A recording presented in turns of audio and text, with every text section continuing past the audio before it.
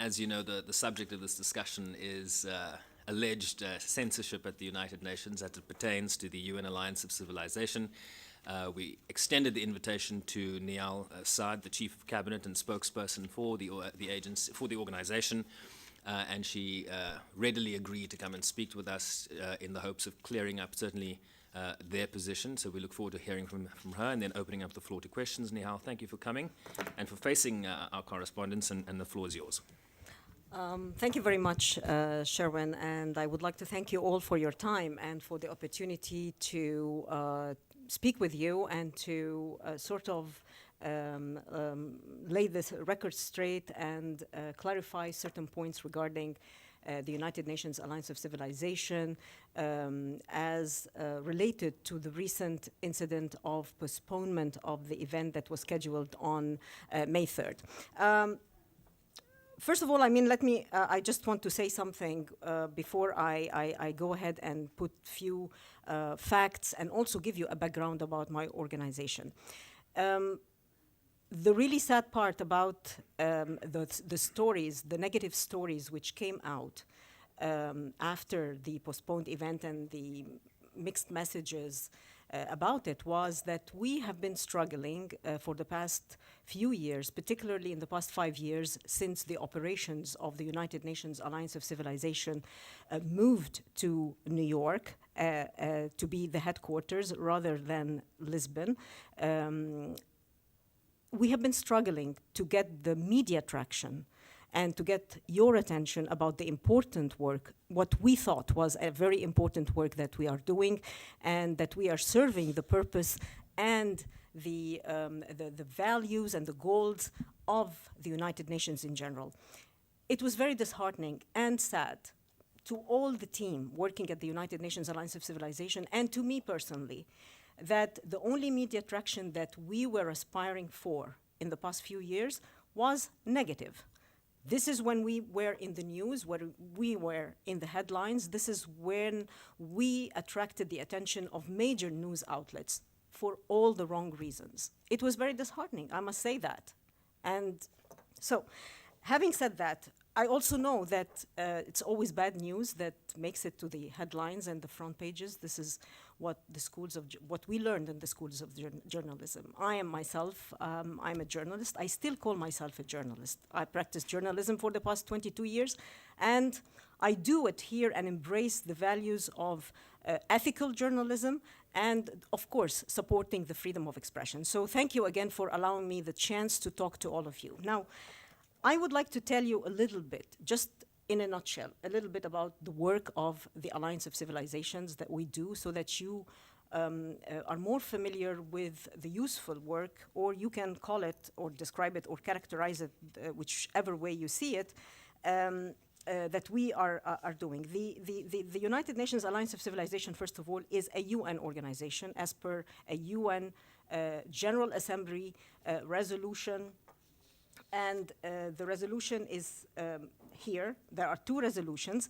One resolution which is the most recent one, was in 2015, which made the Alliance of Civilization, or declared the Alliance of Civilization as a UN organization. There has been a lot of talk about what is the Alliance of Civilization, so whether it is a UN organization or not a UN organization. However, we are a UN organization. We are not on the regular budget of the United Nations.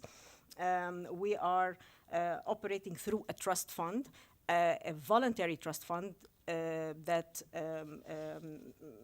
the donations, the voluntary donations of a number of member states and private organizations. Currently, we have a group of friends, and this is how the leadership and the governance of the Alliance of Civilization works. We have a number of the group of friends that are giving the political support and direction and guidelines to the Alliance of Civilizations.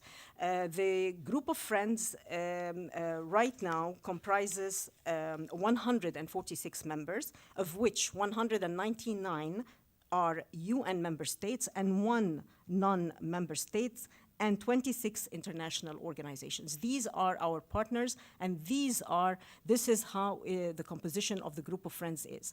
And in 119. 119. Yeah. Apologize for that. 119 member states, UN member states, and 1 non-member state, and 26 international organizations. What is our mandate? Our mandate is essentially building bridges of understanding between different cultures and nations, and races and beliefs, promoting tolerance, respect of the other, and combating all forms of xenophobia and discrimination. All forms, I underline that. Our 4 pillars or 4 areas of work as identified by the high-level group report are media, migration, youth, and education. So I would like to, would you like me to start putting some facts regarding the incidents, or? Now that's the background of the organization. Perhaps deal with the controversy that Yeah, has brought you here today. Okay, so there are a few things that I just wanted to establish here regarding the controversy.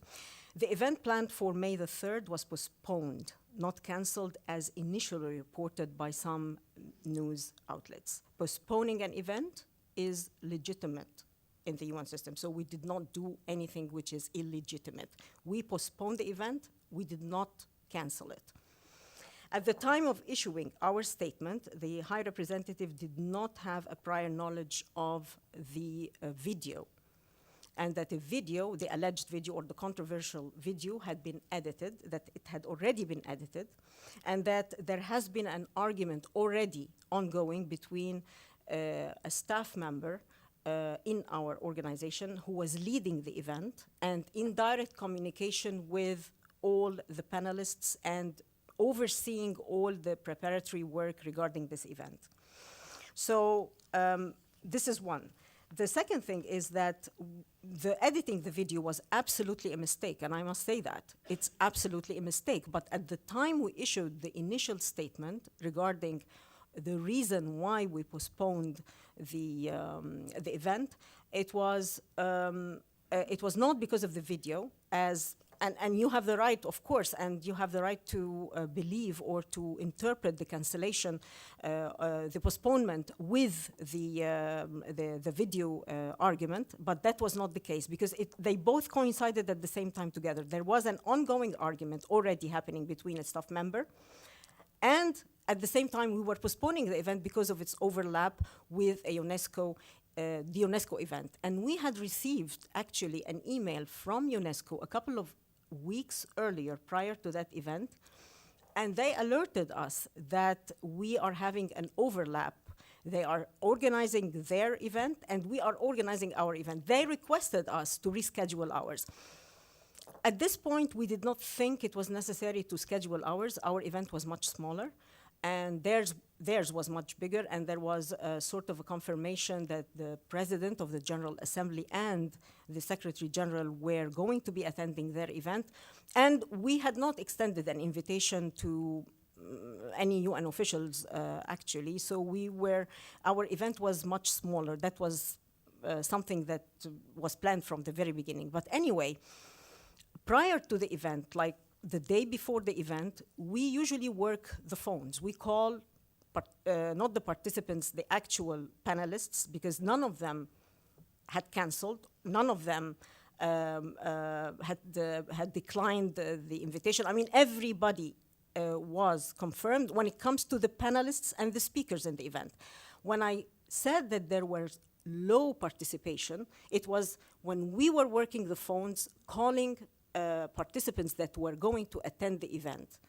That is when we started finding out that there were many cancellations. And we thought, this is a very distinguished panelists that we are going to be having, the 2 panel discussions, and we did not think it would be useful to bring them in half an empty room. And this is when we decided that maybe it's probably the best that we postpone the event. Again, I'm saying that this was happening at the same time while an argument was taking place between one of our staff members who was leading the event and the NLP or news literacy project, which is the subject of all the argument that generated afterwards.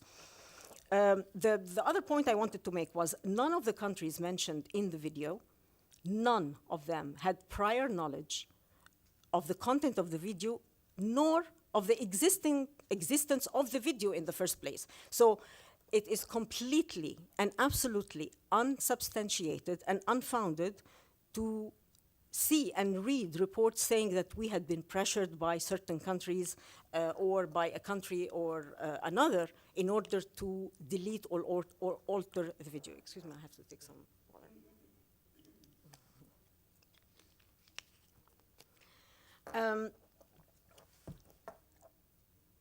The staff member we are talking about, and because his name also was brought in a statement by Mr. Alan Miller, the president and CEO of the News Literacy Project. After all that escalation, and because, I mean, basically we were blindsided about the parallel conversation that he was having with with NLP, he acknowledged the mistake, the damage that has been done to UNOC, and he submitted his resignation. And he said that he had not been, he had not consulted, nor had any sort of instructions from anyone in the organization, UNAOC, to edit the video or remove or ask for the removal of any country in the video. This is the fact. This is the fact. Now, as I told many of you when I was explaining, I mean, I've been in a mission in Egypt. All this was happening, and I was en route to Egypt, to Luxor, where most of the time there was like a almost 22-hour span. By the time I reached my hotel room and connected to the Wi-Fi and everything, the first phone call I got, which alerted me to the brouhaha which was going on at the news briefing on Thursday, was actually a telephone call from Edith. And she's not here, but, oh, Edith is here. So I would like to thank her because she's the first one who reached out to me to have first-hand information about the entire incident. She wanted to hear from me. She did not write based on he said, we said, they said. She gave me, and I thank her for that as well. I know what a news cycle is and what is a deadline is. She gave me some time. I told her, I don't know what you are talking about, Edie. Let me connect with the office. Let me see what was in the news briefing, and I will get back to you. And she said that she will give me some time in order to be able to respond to the questions that she had. So you can imagine, I mean, this is, it was very stressful. I am trying to connect with the office. There are stories coming from our side, a story coming from our side. There is other stories. And I am not saying that you are not right to be angry. If what you are, or the reasons that sparked this anger is true. But this is what I have to say about the entire situation. So again, I am saying that my organization have a specific mandate, which I just explained. At the same time, when we said that we would like to see a balanced report, we are working with with all UN member states. We have a group of friends, and we work with all UN member states, and to have a balanced report, it's not our business or our job or our mandate to name names, shame countries, and name countries and shame them, or pick and choose between we have to put this country or we will remove this country. This is not our mandate. There are other UN bodies, there are other UN instruments in place that has that job, that can do this mandate. We have a Human Rights Council. The Human Rights Council is there, and there is instruments in the Human Rights Council to examine and report about violations of the freedom of expression. This is not our job. This is not our job to name names. This was the approach that we took. Yes, we would like to show the report and the video. And by the video is not that deep that to the point that we are going to be making all that fuss about it. If you really look at the video, and I think everybody looked at the video now, but we did not think that it was balanced enough because it was very selective, and we did not think that selectivity and would serve anyone, and it would not serve any goal. So this is what I have to say. Yes, of course. But it's good. I wanted. That was always the plan. Should we stop? Excuse me? There is a contradiction. All right, you can ask your questions. Let's just have some order here, please. So should we start with you, Farnaz? Yes. Thank you. Several things now. You said first that part of the mandate of this organization is free media. At the end of your speech, you say it's not your mandate to name names. You said that you were kept in the dark about Jordi's conversation. At the end, you said that you had said that we don't want to name names and we don't want, we didn't think it was balanced. That suggests that you were aware of the conversation that Jordi was having about the content of the video. If you were not aware and he was having this on his own, then where does this comment come from that you told them that it wasn't balanced and you didn't want to name names and it had to have all the names? Third, I reached out to Jordi the night that it was canceled. I sent 2 emails asking for a comment from you. When? The night that it was canceled and the next day, and I never heard back. I have never received any emails from you. We were in touch with Jordi, and that's the way I got. If your staff kept you in the dark, I think that's an issue between you and your staff. We want to know why who decided that the event would be postponed? And when you sat there together and made that decision, what was the reason? What was the reason that led to the decision for you to cancel? We did not cancel. Postpone. Okay, let's take all 3. Farnaz, you are a journalist, and you work with semantics, right? Semantics matter. Words matter. It's postponed. Thank you. Thank you. So I will answer, because you have a number of questions, so I will Just take them answer. one by one, yeah. Yeah, I will answer the questions that you have posed right now. So because again, I want to say that in the gap, there was a time where there was a gap of communications. That's when, as I said, I've been traveling. I have my boarding passes and my everything that proves that I've been traveling at the time those events were evolving. So there had been a slight gap of communication where when we said that we are going to be postponing the event, we were not aware that the video, there are 2 issues here. The video had been edited. We did not know the video had already been edited and sent to news media, let's say NLP, so that I don't mix up the name of the organization. That is something we did not know about. And as I said, this is completely unacceptable.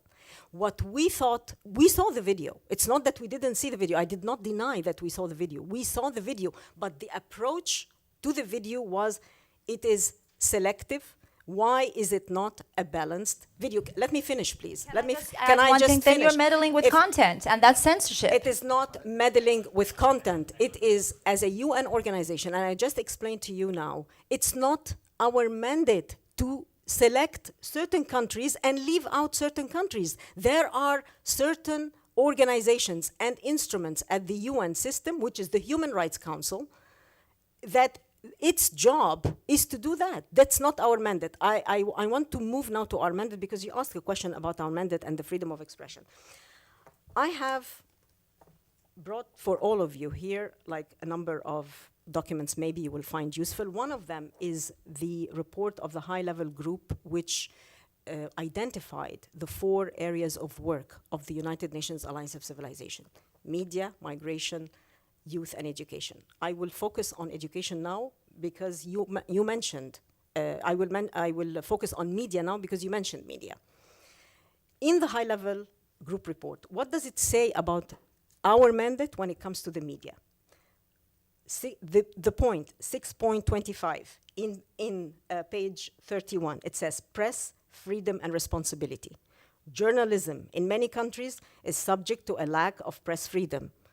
Where such freedom exists, market forces and nationalistic sentiments often result in the irresponsible practice of these freedoms. Objective reporting and the presentation of a diversity of perspectives are needed to prevent stereotypes and misrepresentations from blocking the flow of reliable information. I abide by that because it's the high-level group report. This is where our mandate is. I'm not saying that we do not embrace the freedom of expression. We cannot do what we are doing, and we cannot promote the values that we are promoting without embracing and supporting the universal values. And among those universal values is the freedom of expression. It is unquestionable. But what I'm saying here is not that we are standing against the freedom of expression. What I'm saying is that it's not our job to name names. This is what I'm saying. If you want to characterize it as meddling with content, I disagree with you, but this is your opinion and you're free. In your opinion, I cannot tell you what you should believe in or what not, but I do not see it as meddling in content. I see that I want to have a fair representation when I talk about the freedom of expression. I just want to make one more point. Maybe this also would explain why is it that it is not correct to characterize what we were doing as censoring.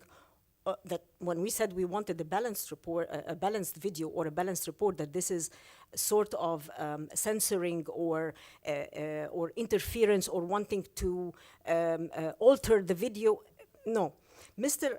Alan Miller, and by the way, I had a long phone conversation with him yesterday, explaining what I'm saying. So I'm not saying something that I did not tell him over the phone.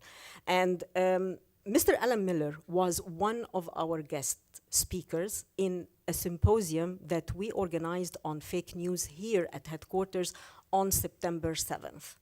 Mr. Miller aired his views freely, and he criticized a number of countries in his discussion, in the panel discussion, in which he was invited to, and many of the countries, one or two of the countries are already mentioned in the video. We know that. We invited him. We chose to invite him again to this event. If we wanted to censor the freedom of expression, if we were pressured by any country, why would we invite him again, knowing his views? We gave him the lead, and I think Farnaz, Ellen was the person who contacted you as well. He was leading the discussion, choosing the panelists, coming back to us and saying, guys, I think she's a good speaker, he's a good speaker, and we said nothing. We never said anything about, by the way, there are certain, organizations, and there are certain organizations that we know of, sometimes they request the panelists or they request the speakers to send beforehand their speeches or their remarks. We never demand that, never. So this is. I think she said something else about.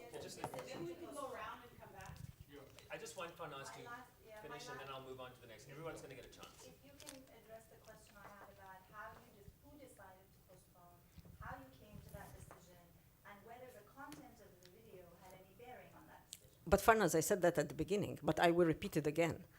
I said that the decision it is a collective decision between the management. We had a discussion on the level of not the level of participation, the number of participants in the event. And again, I'm saying participants like the attendees, not the panelists.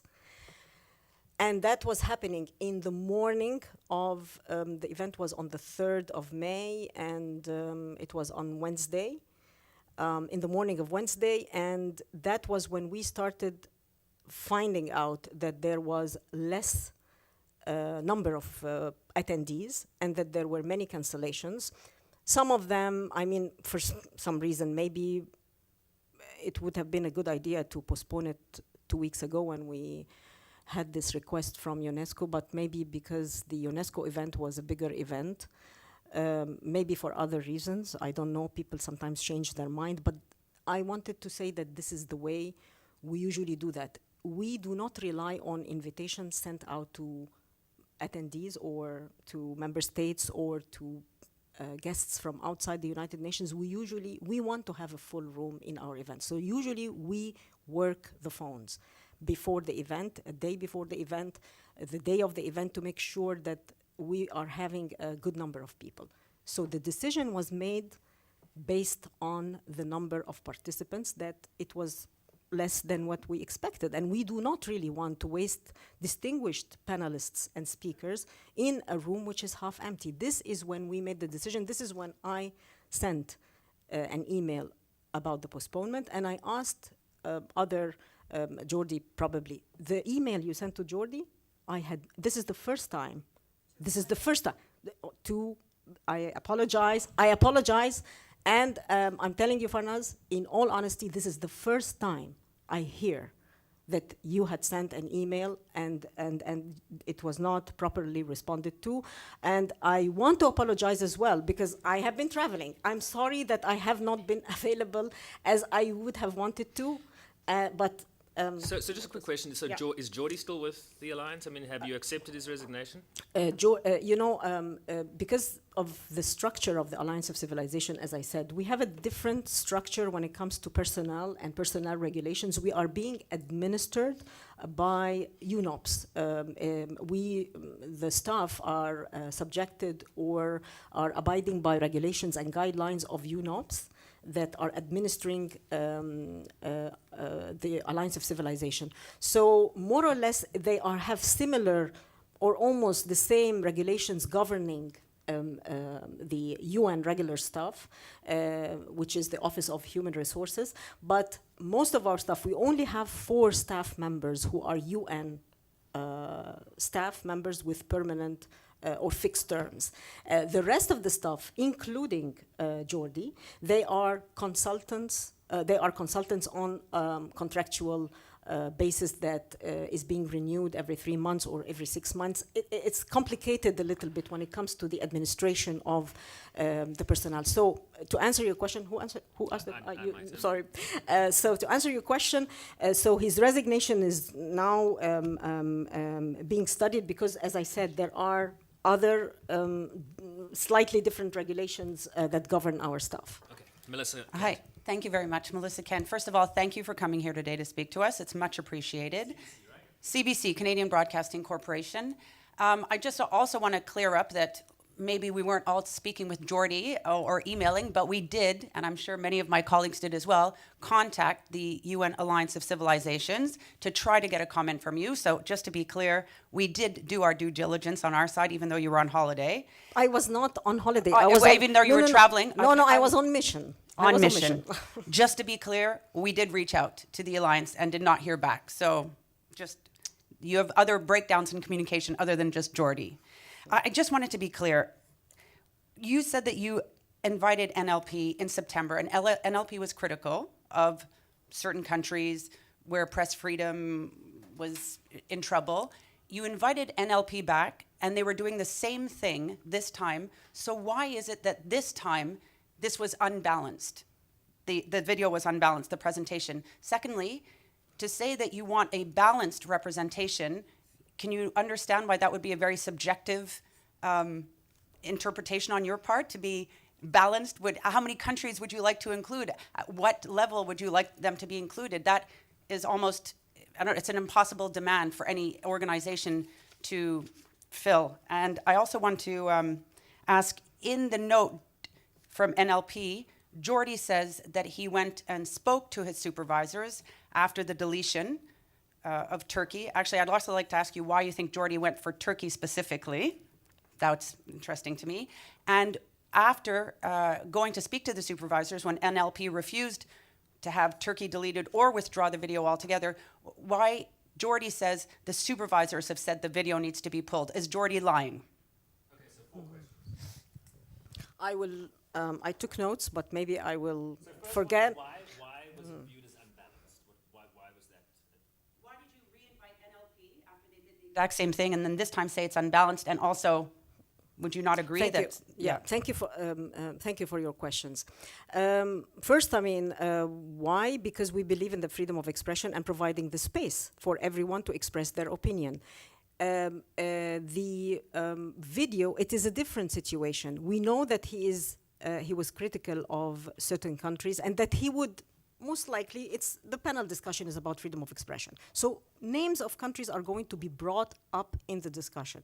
It's a different story when you have the video, you see it and you play it. Then we had the video, we saw it. So why not include other countries so as that is a balanced video? And no one would have stopped anyone from mentioning those 4 countries. And look, I'll tell you something. When you say it's impossible to include the countries, it's not up to me to say how many countries. As I said, this is not my mandate or my job. There are countries that are already named in the Human Rights Council or the Human Rights Special Rapporteur for the Freedom of Expression. The names are already there in his report. And for us to say that it should be balanced, yes, it could be balanced in a video. I happen to be a TV journalist, and I know how to balance a report. For me to do this, can you please let me finish? So if you do not like what I'm saying, I mean, I'm saying, Farnaz, that this is up to you, but yeah. So you are not going to be including in the video, let's say we have 37 countries or 50 countries. You can say it in your narration, in the narration of the report. Because there is a narration in the video. The video is not just images, there is a narration. And you can include that as one sentence in the narration. In this case, it is going to be balanced. So this is our view, and this is what I'm thinking of. But for me to tell you, to ask me how many countries you would have wanted to include, isn't there a report about the countries with violations of the freedom of expression? It does exist. So why are we being selective in the video? This is the whole idea. So what is the other question? Generally in news, though, Niall, you'll acknowledge that we tend to focus on the worst perpetrators. I mean, in videos, for example, we don't necessarily list 20 countries. We'll focus on the top 5. That's kind of how the news... You understand why there's concern around that question?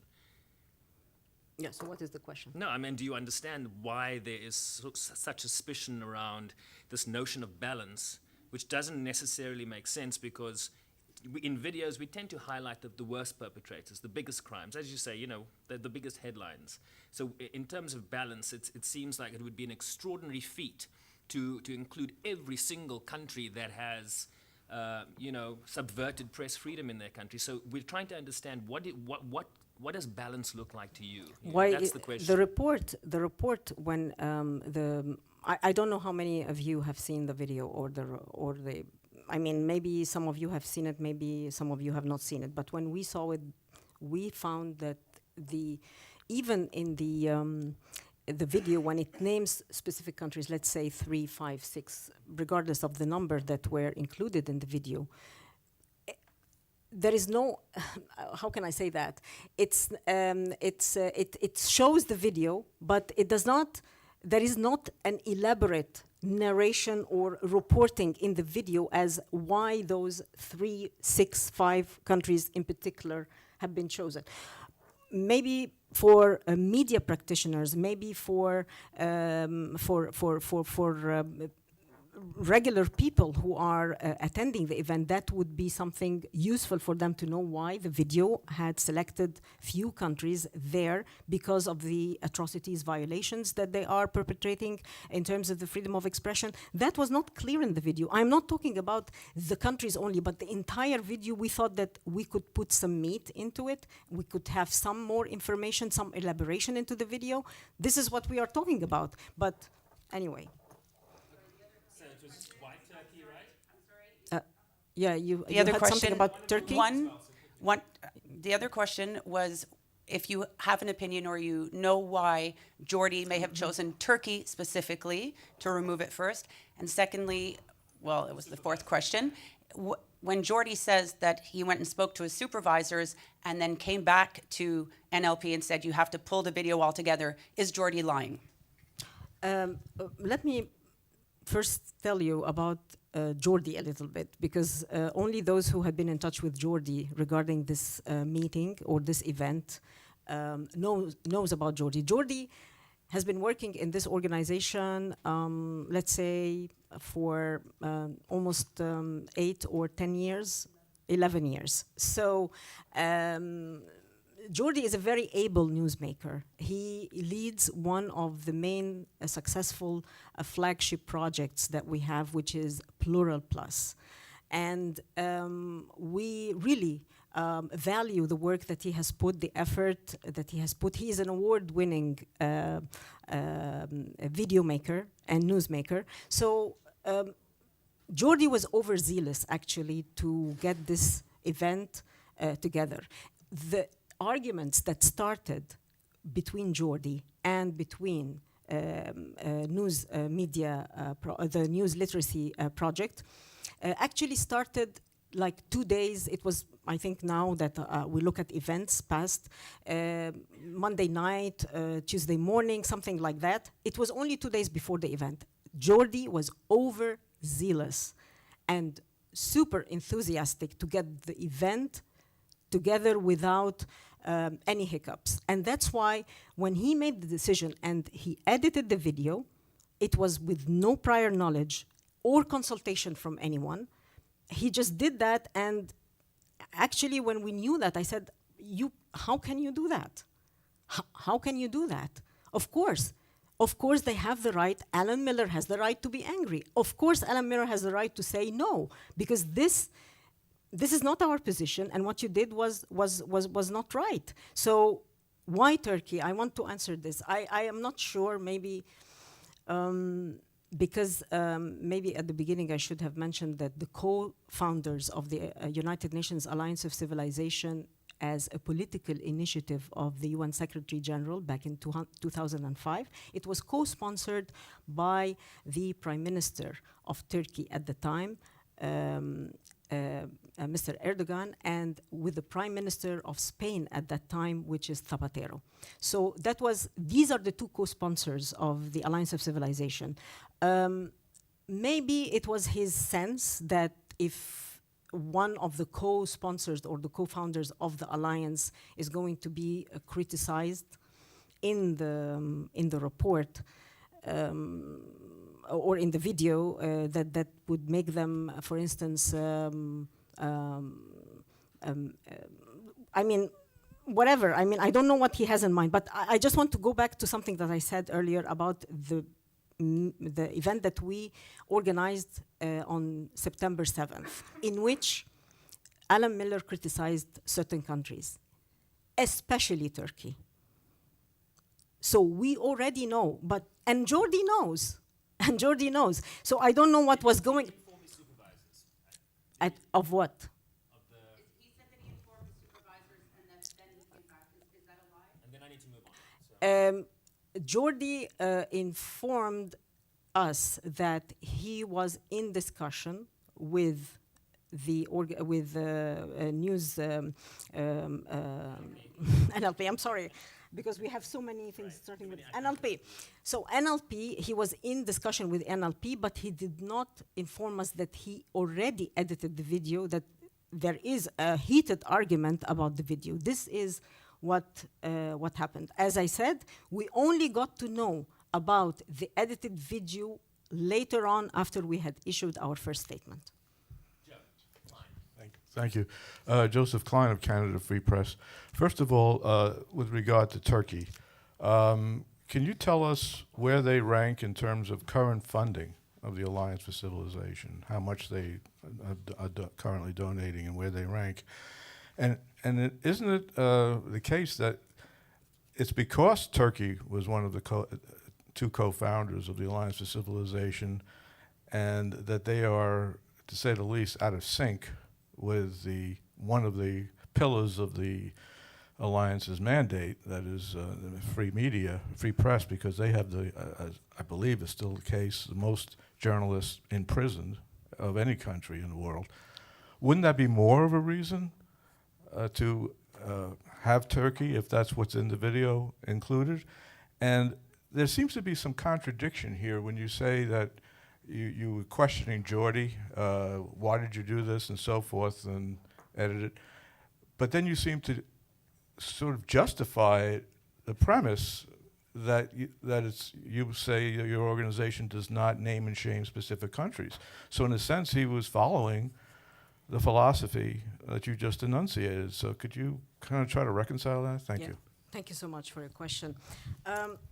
When it comes to funding, as I said, I mean, I don't have all numbers on top of my head right now, but all the information, we're very transparent, all the information regarding the donors and the funding patterns is on our website. I would be very happy to send them to you in person, or I can email it to everyone in this room. But in terms of funding, it's a bit tricky when it comes to funding of the alliance, because we had a number of countries which had been consistent in funding the alliance, a number of member states which had been consistent with funding the trust fund, of the voluntary trust fund of the alliance, and then that shifted. We had another number of countries being the more consistent countries in terms of quantities and value of the in terms of value, and also consistency in terms of every year, regularly every year funding the alliance, because not all the countries or the member states have been that are voluntarily funding our trust fund are consistent in terms of the amounts of money that they are donating to the trust fund, nor to the consistency in terms of the dates. So you might find some countries giving us financial assistance or supporting us financially on an annual basis, with a consistent amount of money, and some of them, they are not consistent. Sometimes they do it this year, the next year they do not. Sometimes it's this amount of money, sometimes it's the other amount of money. I can send you an email with all the information. In which bucket does Turkey fall? Consistent or erratic? I would say that Turkey is one of the most consistent, and it is a consistent donor for the trust fund among other countries. Because there are other countries who are consistent as well in terms of funding the trust fund of the Alliance of Civilization. So, yeah, which is about Turkey basically being out of sync, and wouldn't that be a reason to include them in the video? that's In terms of their jailing of journalists. Yeah, but as I just mentioned to Melissa when she asked me the question, also, which was not exactly the same question, but I said that Turkey had been one of the countries which had been criticized by Anna Miller in a previous symposium that we organized.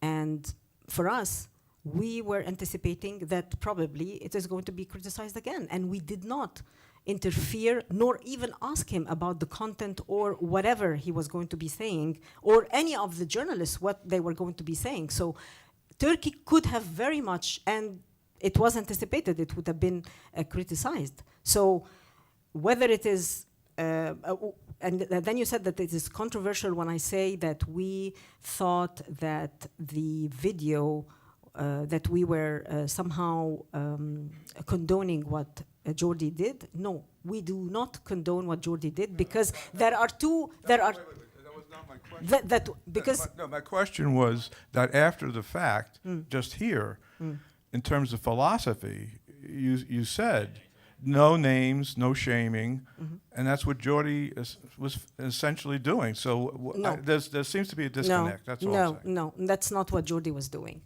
Geordie selected a particular country, removed it from the video. This is what I call censoring. What I'm saying, when I say, yes, I am telling you the truth. It's not our mandate to name or shame countries.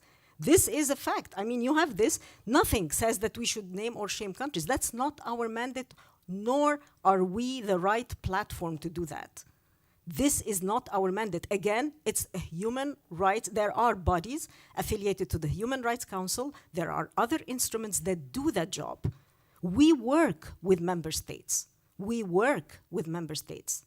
This is what we do. So it's not what Geordie did, and this is what we do not approve of, and it's absolutely unacceptable, is removing a particular country or countries from a video and giving back the video and saying this is what you are going to be playing, or we demand that you change that. That's not what we asked for. We said, why the selectivity? This is, why is it a selective video? We want a more representative video. This is what we talked about. This is what we were asking for. Mario, please. Thank you. Got to wrap in about 10, okay? Mario Villar with EFE, the Spanish news agency. I just wanted to understand, in your statement you said that that the alliance asked the NLP to remove reference to specific countries in the video, or to make it more Representative. comprehensive. Balanced. Do you stand by that decision? Is the position of the alliance that that video had to be changed? I would like to repeat what I've been saying. We wanted the video to be more representative and more balanced. This is what we were requesting from NLP. So you asked them to change the video, and they didn't accept. You are the one who is saying changing. No, you are putting no. words. Your statement you says, just said that. we therefore ask NLP to either make a comprehensive presentation of all countries where press freedom is limited, or to remove reference to specific countries that have been singled out. This is what the statement is. Yeah. You said change. Remove things from the video, that's to change a video. I stand by the. We stand by the statement, and I say again, it's not censorship. It is about receiving a more representative video. This is what we are talking No, about. I just want to understand if, because you seem on one side to be singling out this person that works for the organization, that he's not representing the views of the organization, and you said he acknowledged a mistake. You're saying that the mistake was just to edit the video by himself and then send it back. He singled out one certain country, Yeah. removed it from the video, and sent it back. And the way this has been done, I mean, he removed it on his own decision, I sent understand. it back, and said, this is the video that we would like to have. No, even that is not acceptable. Yeah. It's not the action itself, but even removing, let's say, one country from the video and saying that this is the video that we are going to play, no, it's not acceptable. It is not acceptable, not the action itself, but the video as it is, removing only one country from the video, that was not acceptable. This is what I'm trying to say. Edie, please.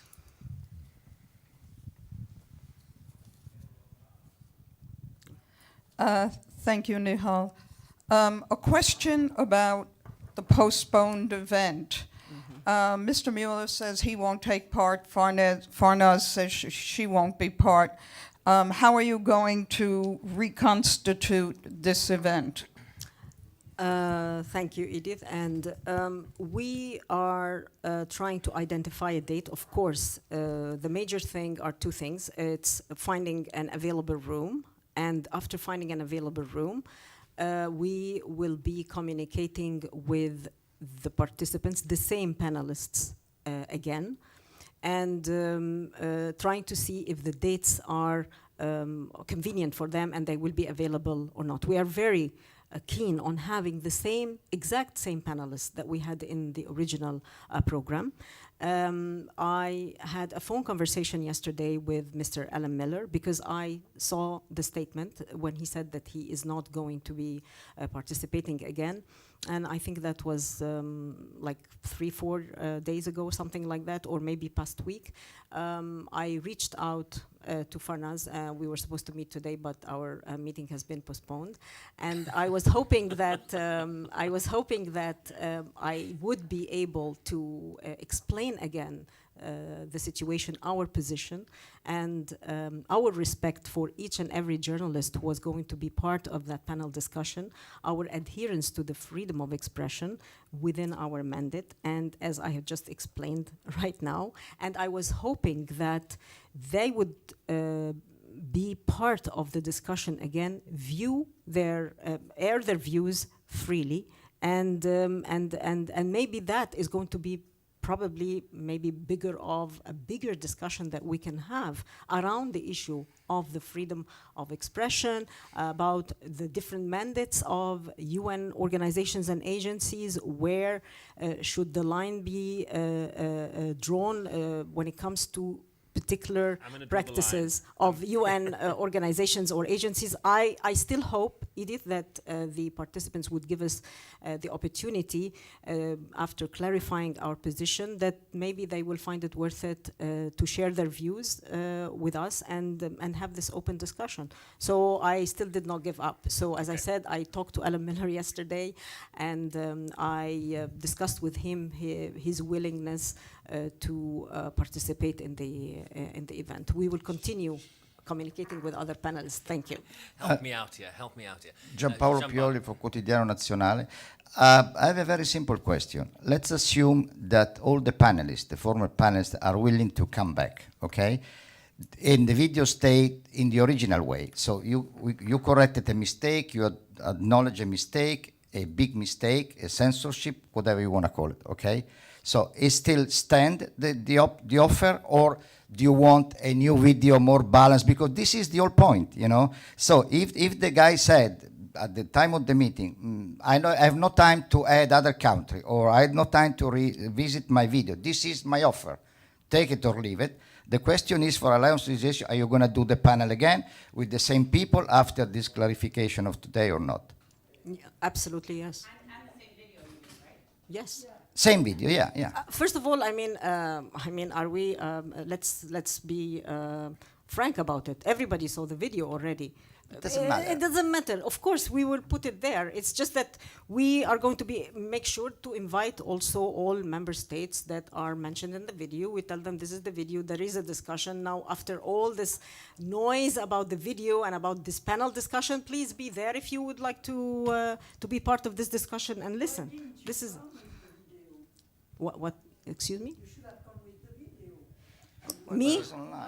Today, you mean? Today? I didn't. I didn't think of it. It was such a last minute. We tried to get this. And I did not think that after all this noise that Would someone nice. would not have seen the video. Maybe So we we could did find the not. video and share it with our members. Final question. Do you mind? Sorry. Do you want? Benny, please. Benny, keep it short. Yeah, very short. We remain fully, this is from your statement, we remain fully committed to press freedom and using it responsibly. Who decides what is responsible and what is not? And isn't that the language that all censors always use? And are we being irresponsible by criticizing you here today? My book, the high-level group report. This is my book. Please take a copy. This is the mandate by the United Nations. This is the mandate by the high-level group report, which has been approved, and this is what we abide by. So I just read it, Benny. I just read it. You read it. You analyze it. You interpret it whichever way you want. Are we being irresponsible for criticizing you as well? Absolutely not. You are free to say whatever you want, but I just wanted the opportunity, as I said at the beginning, to clarify our position and maybe to familiarize you a little bit about the work of our organization. I would be very much hoping that you would join our events. I had prepared for you at least the number of events with the links of all the events and symposiums and seminars that we have done in our media portfolio, in which the freedom of expression was one of the issues that had been discussed freely, objectively, and with no interference. If you click on any of that, you will see the reports that had been generated, you will see the videos. Please free, so that you know that censorship and curbing or curtailing the freedom of expression has never been practiced in our office. We respect all journalists, we respect media outlets, we respect the freedom of expression, and this is the work that we are doing. So maybe sometime you will write something positive about the organization, maybe. Well, that's a good way to end. I thought this was going to be a 30-minute tops discussion. Clearly, I need to have my head checked. Niall, thanks for coming to talk to us. Oh, I'm glad thank you for having me, accepted our Sharon. invitation. I Thank told you you so it's going to much. be back and forth, but Thank you so much. well And done you for know, facing. and my email. I mean, I think everybody has my email, my phone number. You can call me anytime if you want to have further information. If you want to have follow-up questions, please do that. Don't worry, we know where you live.